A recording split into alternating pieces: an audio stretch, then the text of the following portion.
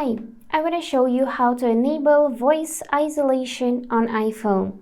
So this is important that you need to be on a phone call if you need to turn on voice isolation. And also make sure that your phone call is unmuted like that.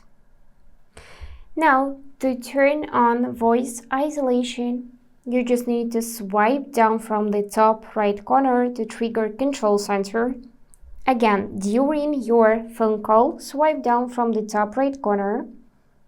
And now above the control center, you will see phone controls. Tap it once, and from here you can control audio and video. So usually it is set either to standard option or automatic.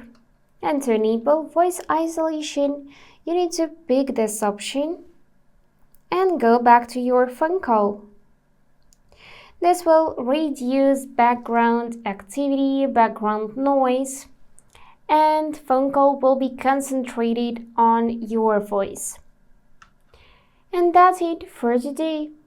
If this video was helpful, please subscribe, like, and comment. And I wish you all the best. Bye bye.